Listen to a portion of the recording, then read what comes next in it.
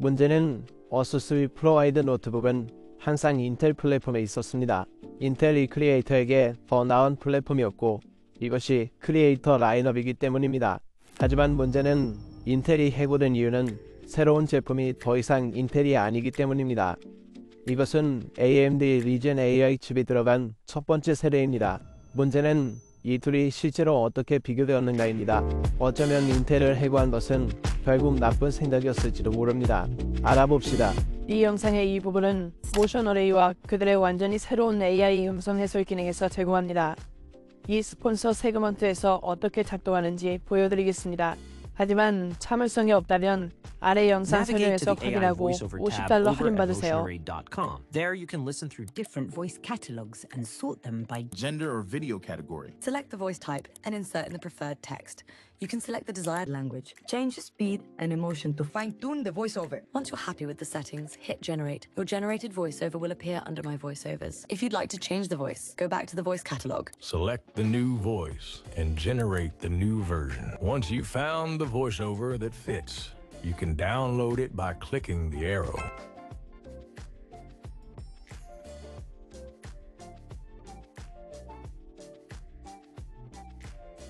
이 비디오의 이 부분을 후원해주신 모션 어레이에게 감사드립니다. 나란히 보는 것으로 시작하고 싶습니다. 우리가 가진 것은 P16과 SB16입니다. SB16은 스튜디오북 16입니다. 스튜디오북 16은 이전 버전입니다. P16은 최신 버전입니다. CPU 차이를 볼 수 있습니다. 리젠 AI 9HX 370 CPU와 i9 3980HX CPU가 있는데 이는 인텔의 최신 제품이 아니면 인텔의 코어 울트라도 아닙니다. 인텔 버전은 모두 24개의 코어와 32개의 스레드를 가지고 있습니다. 반면 새 버전은 이제 흥미로운 점은 AMD가 여전히 하이브리드 방식을 약간 실행하고 있다는 것입니다. AP 코어와 4P 코어입니다. 그중 일부는 약간 다른 코어입니다. 여전히 코어당 2개의 스레드이므로 24개의 스레드입니다. 하지만 흥미로운 점은 노트북에 1EP 코어가 있다는 것입니다. 이전에는 불가능했습니다. 흥미롭게도 인텔은 최대 5.6GHz까지 부스트하는 반면 AMD는 5.1GHz입니다. 여기에 AMD 버전인 P16은 DDR5를 마더보드에 납땜했지만 지금은 리젠 AI 9HX CPU인 300 시리즈도 SODIM을 지원할 수 있습니다. 하지만 어수스 프로가 이 노트북을 만들 당시에는 SODIM이 지원되지 않았고 노트북을 출시하려고 했습니다. 따라서 처음부터 구성하는 것이 무엇이든 램을 고수해야 합니다. 흥미롭게도 AMD는 CPU에 더 많은 캐시를 가지고 있는 것으로 알려져 있지만 노트북 구문에서는 그렇지 않았습니다. 사실 인텔은 꽤 많은 AMD의 16MB에 비해 6MB입니다. 프로워트에서 맥이 지원하는 램은 96GB입니다. SODIMM2이기 때문입니다. 쉽게 48GB SODIMM 스틱을 넣어서 96으로 업그레이드할 수 있지만 P16에서는 64GB에 불과합니다. 하지만 램이 납땜되어 있기 때문에 실제로는 초단 7500MB 트랜스퍼로 훨씬 더 빠르게 실행할 수 있습니다. 프로워트에서 사용하는 초단 5200MB 트랜스퍼에 비해서요. 제가 실제로 사용하는 SODIMM 스틱은 5600개이지만 노트북은 64GB 이상에서 초당 5600MB 전송을 지원할 수 없기 때문에 실제로 주파수를 약간 낮출 만큼 똑똑합니다. 이제 이전 모델의 전력 소모량은 훨씬 더 큽니다. 제가 볼 수 있는 최대 170W는 새 모델의 80W에 비해 소모됩니다. 배터리에서 이전 모델은 실제로 전력을 약간 덜 소모했는데 새 모델의 35W에 비해 약 32W였지만 거의 비슷했습니다. 둘 다 16코어 2구프를 탑재했습니다. 통합 GPU가 들어있습니다. 사양은 좋지만 통합 그래픽이 실제로 많은 일을 하는 것을 보지 못했습니다. 인텔 버전은 데스크톱과 동일한 $770로 일부 비디오 편집 애플리케이션에서 미디어 재생을 위한 매우 좋은 2구프입니다. 레드온 GPU가 많이 활용되는 것을 보지 못했습니다. 프리미어 프로 데이빈사이 리졸브 실제 테스트를 보고 싶으시다면 제 채널에서 확인하세요. 흥미롭게도 이 두 노트북의 전용 GPU는 동일한 엔비디아 RTX 4070 모바일 버전입니다.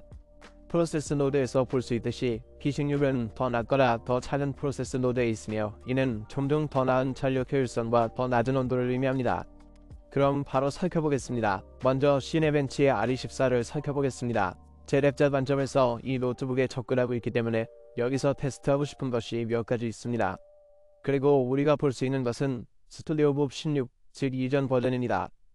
비교하는 것입니다. 단일 및 다중 코어 성능을 살펴보면 새로운 제품은 실제로 단일 코어 점수에서 약 8.7%, 다중 코어 점수에서 약 27%더 느립니다. 그렇다면 인텔을 해고할 가치가 있었을까요?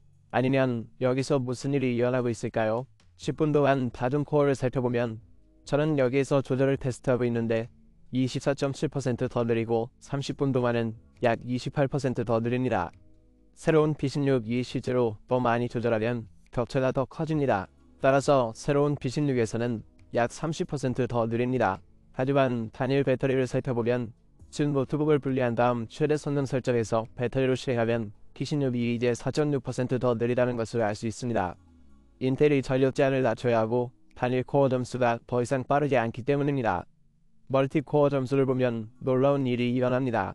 새로운 B16은 이전 모델에 비해 50%더 빠르며 이는 인텔이 배터리 수명 성능을 실제로 개선하기 위해 해부한 것이지 궁극적인 성능을 개선하기 위해 해부한 것이 아니라는 것을 의미합니다. 그리고 세 번째와 네 번째 예를 보면 정확히 알 수 있습니다. 배터리 100분율과 플러그인 100분율을 비교하고 있습니다. 스튜디오 법 이전 버전은 약 15%의 성능을 이었지만 새로운 버전은 약 11%의 성능만 이었습니다. 이는 플러그를 뽑았을 때 더 나은 성능입니다. 그리고 배터리 성능을 살펴보면 이전 인텔 버전은 노트북을 뽑으면 성능이 약 64% 감소하지만 새로운 B16은 노트북을 뽑으면 배터리가 약 26%만 감소합니다. 그래서 인텔이 해고된 이유를 알 수 있습니다. 그럼 나머지 성능을 살펴보겠습니다. 이제 매우 중요한 점은 계속하기 전에 방금 본 배터리 대 플러그 연결 테스트인 이 시네벤치 RE14가 최악의 수준이라는 것을 기억해야 합니다. 이러한 애플리케이션 중 일부는 CPU를 100% 활용하지 않고 멀티스레드도 아니고 단일 스레드도 아닙니다. 따라서 이것은 최악의 시나리오이며 매우 조합적입니다. 실제 작업 부하에서는 멀티코어 성능과 단일 코어 성능 등을 항상 활용하지 않기 때문에 손실이 약간 더 적을 것입니다. 그래서 나머지 이제 두 노트북 모두에서 최고의 성능을 테스트하기 위해 플러그인했습니다. 단일 및 다중 코어 CPU 성능에 대한 기크벤치 6에서 새로운 B16이 약 3.5에서 11.7% 더 느리다는 것을 알 수 있습니다. 이것은 포토샵의 퍼겟 벤치입니다. 새로운 B16이 실제로 더 빠르다는 것을 알 수 있습니다. 시네벤치 점수는 궁극적인 CPU 성능의 인텔 편입을 보여줬지만 실제 응용 프로그램에서 새로운 프로세스 노드는 아마도 와트단 성능을 조금 더 좋게 만들 뿐입니다. 그리고 IPC는 매우 많고 AMD에서 훨씬 더 좋으며 전체 점수에서 약 7.8% 더 빠릅니다. 일반적으로 1.29, 필터 점수에서 약 14입니다. 라이트룸 클래식에서 매우 유사한 결과를 볼 수 있습니다. 새로운 B16은 전체 점수에서 약 12% 더 빠릅니다. 활성 점수는 약간 느리지만 수동 점수는 23% 더 빠릅니다. 수동 점수는 실제로 다중 코어가 활용되는 곳이기 때문에 미친 짓입니다. 이제 라이트룸 클래식 EP코어와 E코어를 동시에 활용할 수 있는지 그리고 여기 있는 12개의 EP코어를 모두 활용할 수 있는지는 잘 모르겠습니다. B16에서 볼 수 있는 것과 같이요. 하지만 새로운 B16이 멀티스코어를 활용하는 수동 스코어에서 23%더 빠르다는 것을 보는 것은 정말 미칠 노릇입니다. 멀티코어 스코어에서 이전 모델이 훨씬 더 빠르긴 하지만요. 사실 아마도 인텔이라면 조금 더 나은 선택이었을 겁니다. 새로운 B16은 확장 및 표준 전체 점수에서 약 1.2에서 2.7% 더 느린 것을 알 수 있습니다. 인텔은 2구프를 내장하고 있어서 HDD15 10비트 422 영상과 같이 매우 무거운 코립을 디코딩할 수 있는 미디어 엔진이 있어서 AMD에서 할 수 있고 엔비디아 RTX도 도움이 될 수 있습니다. 새로운 B16은 긴 GOP 점수에서 약 18.2% 더 느리고 표준 긴 GOP 점수에서는 약 12% 더 느립니다. HZ64와 5코랩으로 작업할 때입니다. HZ64 라우 코랩으로 작업하지 않는다면 좋은 소식이 있습니다. 인트라 프레임에서 새로운 B16이 5.9% 더 빠르다는 것을 알 수 있습니다.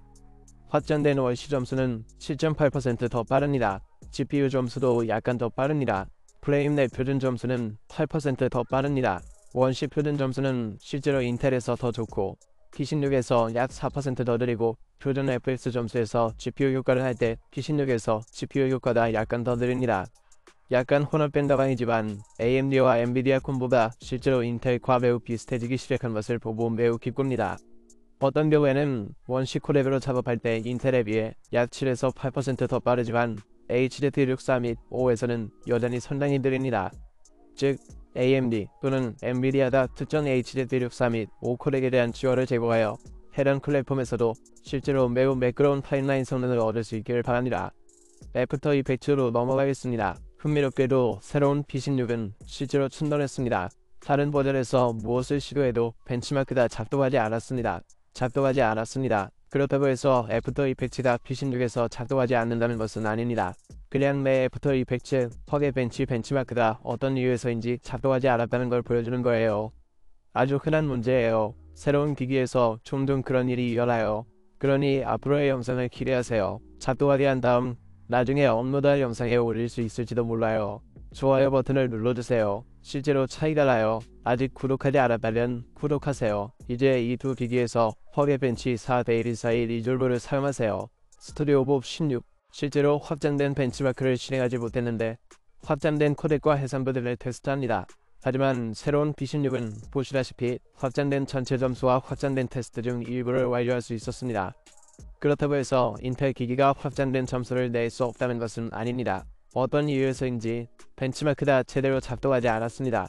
이유는 모르겠습니다. 기본 전체 점수는 라이선스 비용을 지불하지 않아도 되는 무료 버전에서 데이빈사의 리졸브를 테스트하는 것을 의미합니다. 데이빈사의 리졸브의 무료 버전에는 알아야 할 몇 가지 사항이 있습니다. 윈도우즈에서는 무료 버전의 모든 하드웨어를 활용하지 않습니다. 그리고 특정 코덱의 하드웨어 가속 재생은 스튜디오를 사용하기 전까지는 윈도우즈에서 작동하지 않습니다. 반면 맥OS에서는 실제로 작동합니다. 표준 및 확장된 일부는 데이빈사의 리졸브 스튜디오와 일부 하드웨어 재생을 활용하기 시작합니다. 알려드리자면요. 전반적인 기본사항을 살펴보면 새로운 P16이 약 8.3% 더 느리다는 것을 알 수 있습니다. 표준적인 전반적인 것은 약 6.2% 더 느립니다. 데이빈사의 리졸브의 인텔을 사용하는 것이 좋은 생각이 아니었을 수도 있습니다. 퓨전은 21% 더 느립니다. CPU 효과는 약 2% 더 느립니다. 그렇게 큰 차이는 아닙니다. 원시 점수 표준은 약 6% 더 느립니다. 흥미롭게도 인터프레임은 약 1.6% 더 빠르고 롱GOP는 약 1.5% 더 느립니다. 흥미롭게도 롱GOP는 1.5% 더 느립니다. 그리고 벤치마크를 자동으로 두면 특정 코덱 재생의 인텔 2급부를 실제로 사용하지 않는다고 생각합니다. 따라서 H264 및 5코덱을 사용하거나 사용하는데 재생이 약간 끊기는 경우 미디어 엔진이 미디어 재생의 인텔 2급부 또는 인텔 그래픽을 실제로 사용하도록 강제하는 것이 좋습니다. 그러면 GMP 점수가 더 높아집니다. 블렌더로 넘어가겠습니다. 그리고 흥미롭게도 블렌더 벤치마크는 새로운 P16에서 작동하지 않습니다. 이유는 모르겠습니다. 아마도 리젠 AI 구칩이 아직 블렌더 오픈소스 벤치마크에 사용되지 않았을 수도 있지만 어떤 이유에서인지 작동하지 않습니다. 하지만 3D 성능을 보고 싶을 때는 시네벤치 R23바 V-Ray를 볼 수 있습니다. 따라서 V-Ray는 CPU 성능을 활용할 수 있는 또 다른 옵션입니다. 그리고 새로운 P16은 약 13.3% 더 느리며 블렌더에서도 대략 비슷한 결과를 볼 것으로 예상합니다.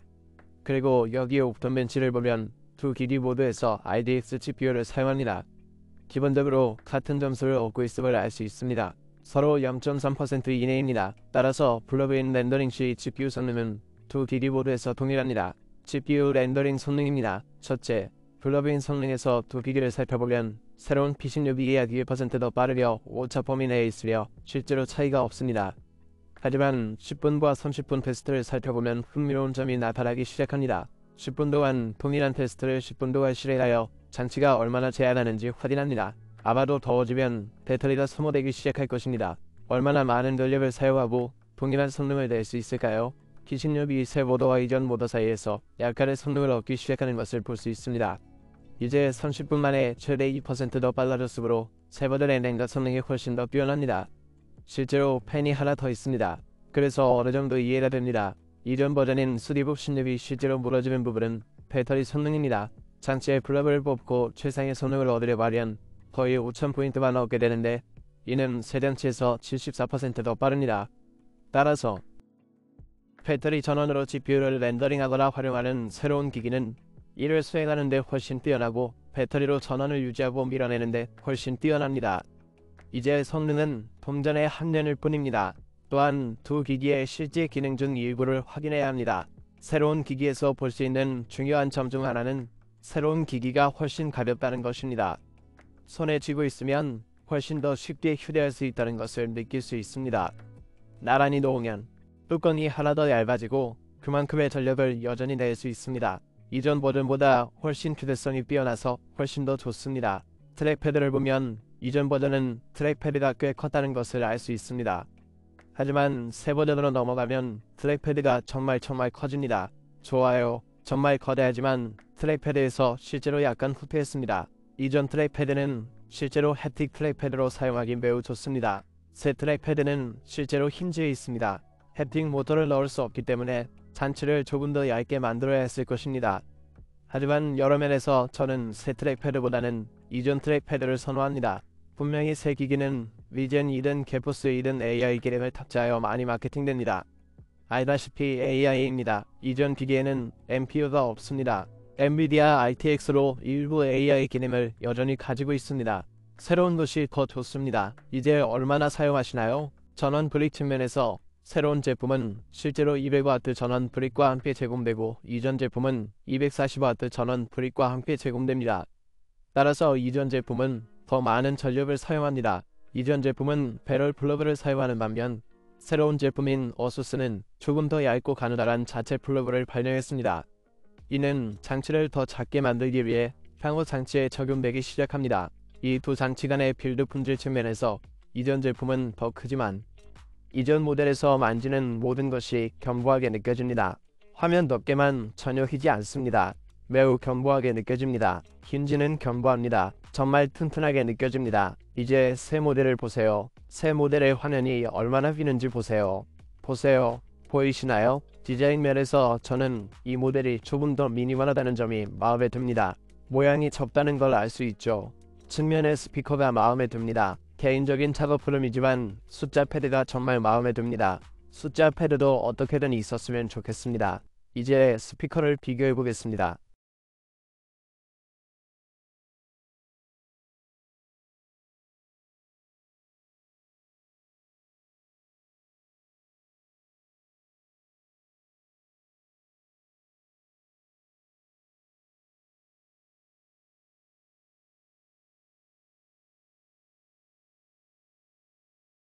좋아요. 전혀 비교할 수 없습니다. 새로운 제품이 훨씬 얇아서 훨씬 좋습니다. 베이스가 너무 강하고 이전 제품에 비해 선명도가 훨씬 더 좋습니다.